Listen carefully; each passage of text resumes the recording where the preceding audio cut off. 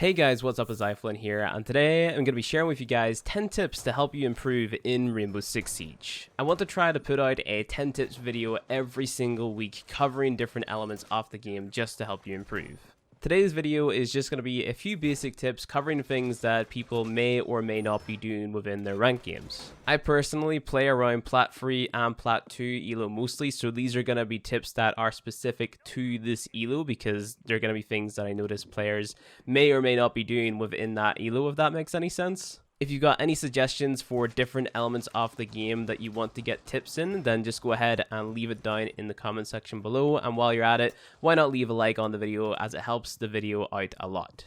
But with all that being said, let's go ahead and jump into 10 tips to help you guys improve in Rainbow Six Siege. Number one is to be patient. What I notice whenever I'm playing ranked games is people are just going to rush directly into the map whenever they're attacking, and they're going to try to get an early kill on a player who is roaming or still setting up gadgets. Now, while this is very situational and it's usually good if you get a kill within the first 30 seconds of the round starting, sometimes it's not the best idea to just run in all guns blazing, because the thing is, the enemies could set up Kapkan traps, they could set up Legion mines or something like that, which could really whittle away your HP. If you have less health, you're less likely to win your next gunfight. You kind of have to think of your health bar like a percentage chance of you winning your next gunfight. If you have 50 health and your enemy has 100 health, chances are, if you both have pretty decent aim, the enemy who has 100 health is going to come out on top.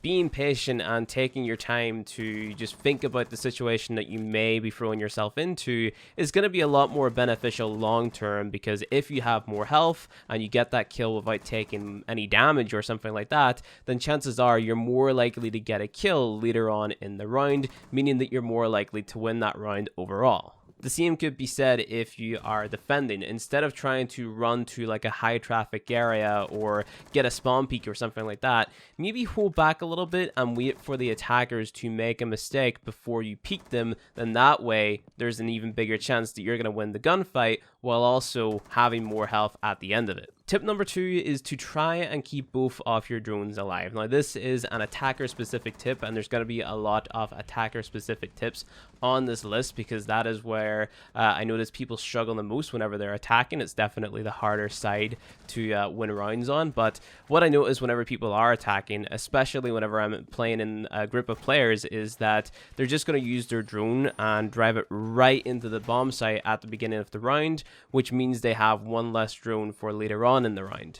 Now, as an attacker, you are already very limited whenever it comes to information gathering, right? So if you're getting your first drone killed at the very beginning in the prep phase, then you're shooting yourself in the foot for later on in the round, whenever you're going to need somebody to watch your drone for you in a certain area, and then you're also going to want to drone yourself out into other rooms of the map. Let's say, for example, if you're playing Cafe, you could have a drone at the top of red stairs watching it, so you could have a dead teammate say, hey, there's somebody coming up red stairs, while also droning your way into, let's say, A or something like that if you happen to need to go in there. On top of that, you can use your drones kind of like default cameras, right? If you put them in positions that you know that your teammates are going to run into. Let's say you're playing Oregon, you could have a drone sitting in medium room and have it just watching in there, and then that way you're going to have constant surveillance over that room unless the defenders come up and destroy it. But that's kind of up to you to hide your drone and then put it in a good spot. All it really is to it is don't get your drone killed at the beginning of the round. Try your best to keep them alive, and chances are, if you have your drones present, you're going to get, better information from your teammates.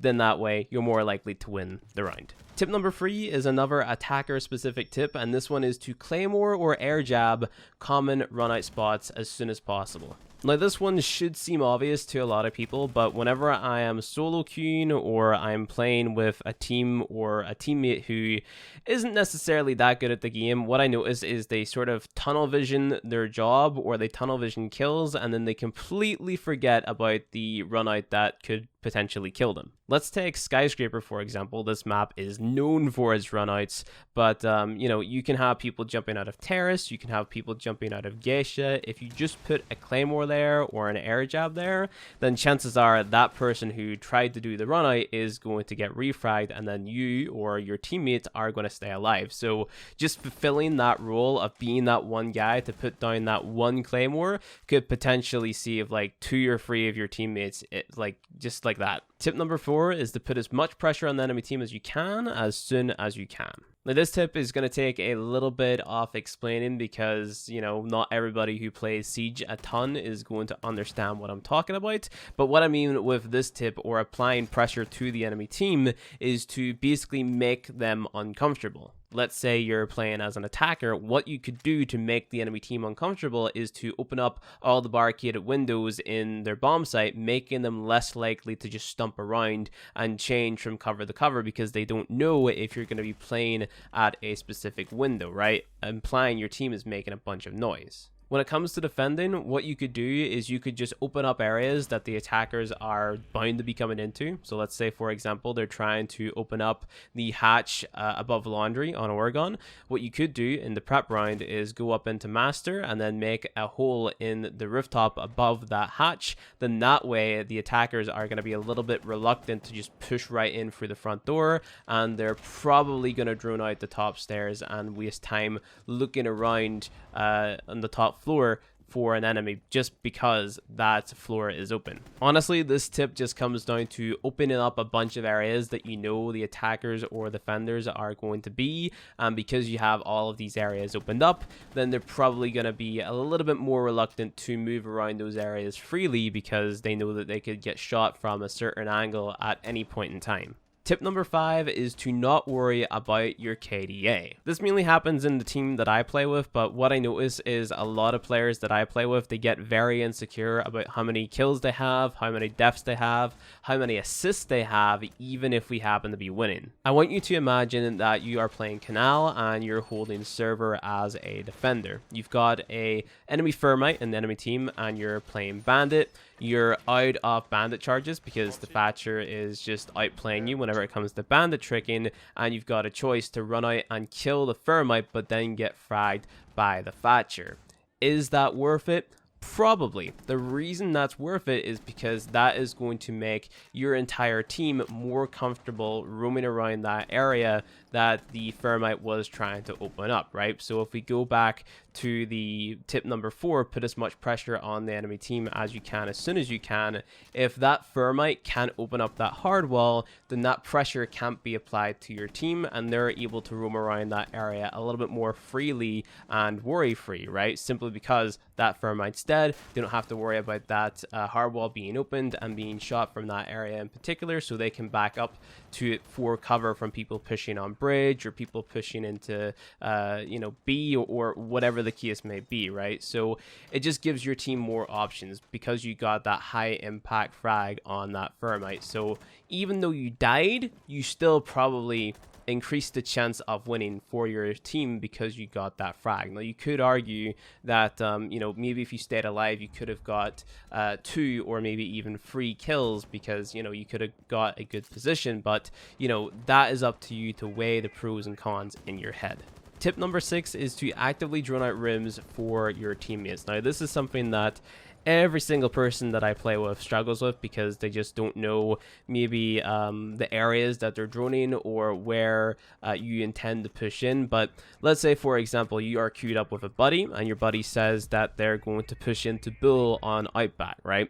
What you should be doing as a sort of support player, I guess you could say, is throwing your drone in before your buddy jumps in and then droning out Bull, Office, Electrical, Party, and also Shark Stairs, and then telling him if it is or isn't clear, so then that way as soon as he jumps in he doesn't get fragged immediately, right? So just knowing that those areas are clear or maybe aren't clear will give you the freedom to play a little bit differently or play a little bit more smart or get things done faster that you probably would have taken your time doing.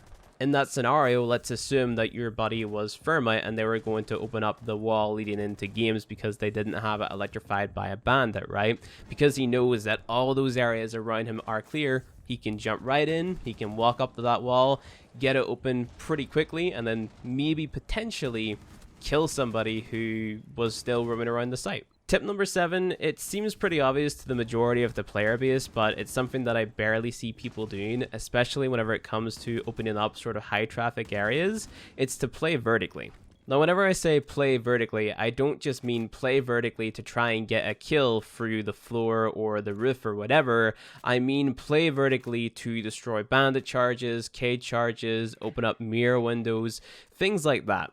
What I notice happening, especially in my elo, is people will go up to a guard, let's say in Chalet or something like that, and they will, get outplayed by the bandit, right? They're playing Fermit, they get outplayed by the bandit. Thatcher's banned, they've got Mozzie drones on the little drone spot, we've ran out of needs, or we don't have a need operator or something like that, and we've basically not nothing to get into the garage just by standing out the front, right? What you could do is you could just go to the room above the garage, soft breach the floor, and then shoot the bandit charges from above, right? Because that applies pressure to the enemies roaming around in that area up alongside that garage, and then it also allows you to open up another big hard wall and then get in, right? So not enough people play vertically, and a lot of people just give up on opening up very, very crucial walls just because they ran out of the utility to destroy those bandit charges from the outside. I understand that going into a room and just shooting down at enemies is quite risky if you're not playing in a team, if you don't have anything covering you, but that is the risk that you have to take to allow the rest of your team to hold pretty essential angles, in my opinion. Tip number 8 might seem like a little bit of a weird one, but this tip is to swap up the sight that you're using on your gun depending on the operator that you're playing and the map that you're playing on. So I, for one, personally believe that using ACOG all of the time when all the operators on attack is going to build bad habits, and it's also going to screw you over in certain situations. Let's say, for example, you're pushing in and you have to peek a very tight corner. What could potentially happen is, because you're using the ACOG sight and it's got that extra magnification, is you could end up aiming at the enemy's knee and then failing to sort of recorrect your aim because the magnification is so intense.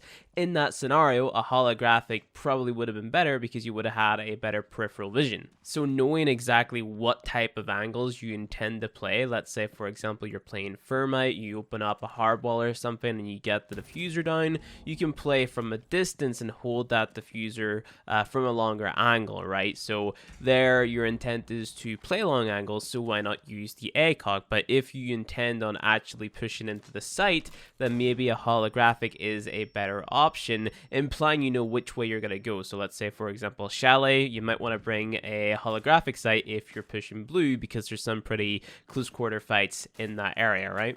Think a little bit more about your site choice before you just jump into a round. Think about how you're going to play, what operator you're playing, what you exactly have to do as that operator, and then go from there. It'll help you a lot. Tip number 9 is to play it like it's a 1v5 all of the time. Now, this one is a throwback to keeping your drones alive, especially whenever you're attacking, and even on defense, you should be checking cameras and stuff for yourself.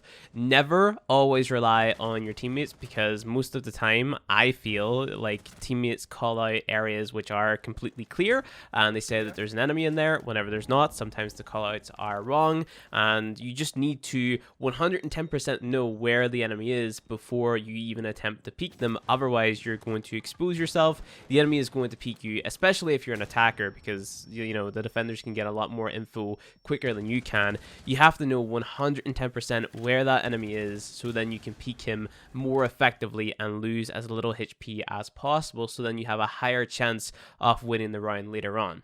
Keep yourself alive. Value your life over kills. If you just stay alive and you get kills where necessary, you do the job that you have to do for the team. Let's say you're playing Hibana, you open up those essential hatches. Let's say you're playing Maverick, you get rid of those bandit charges. You're playing Buck, you open up those soft walls that need to be opened. As long as you do that and, you know, just keep yourself alive while doing it, then go from there, drone out, find where enemies are, and then peek them. And then as long as you're getting like consistent frags, you will be good, and you will 110%, without a doubt in my mind, unless your teammates are super bad and they are just throwing every single round, you're most likely going to win the game if you just play well consistently every single round. Tip number 10 is to practice in T-Hunt before you play. Now, this one is a pretty big one, at least in my opinion, because what I noticed my friends do is they would jump straight into ranked, and because they jump straight into ranked, their aim is utter dog shit, and they have no game sense whatsoever. Their crosshair placement is ass, and they have no idea what's going on whenever it's going on, if you get what I mean. And then, you know, they end up losing their first game, and then because they play crap in the first game, then that kind of sets the tone for the rest of the games for that entire play session, right? They're like, oh, lost the first game, well then, you know, chances are it's going to turn into a domino effect, and then they're just going to sort of keep on beating themselves up. Because if you win your first game, then you're more likely to, you know, be more optimistic for the games ahead. If you do poorly in your first game, well then, you know, you're just going to be like, there's two types of people. There's people who beat themselves up, and then there's people who are like, okay, well, we got to get our shit together. And the people who say we got to get our shit together whenever they lose the first game, those are the people who, you know, turn into pro players eventually. And then the people who are sort of like, well, you know, I did shit and just going to do shit for the rest of the night, those are the people who, you know, they don't necessarily turn into pro players, and they end up being hard stuck in a certain elo, right? So if you just practice before you jump into the game, chances of you losing your first match and getting into that negative mindset are definitely lowered, at least from my experience. Whenever I'm playing with my friends, I would just say, hey, jump into a T-Hunt before you play. Then they play better in their first game. I know, just ask your friends to do it. If you have any friends who play Siege, you know, ask them to jump into a T-Hunt before they play, and then, you know, see if they play better and see if they have a better attitude towards the game for the rest of the night, because I guarantee you that is 110% the case. But with all that being said, I almost messed up that a little bit. With all that being said, thank you guys for watching this video. If you enjoyed it, go ahead, hit that like button below. If you want to subscribe for more Rainbow Six Siege content, I would appreciate it if you did so, because I'm going to be trying to post a lot. But yeah, thank you guys for watching this video. Like it if you liked it, sub for more Rainbow Six Siege content with the little bell icon, and I'll see you guys in the next one.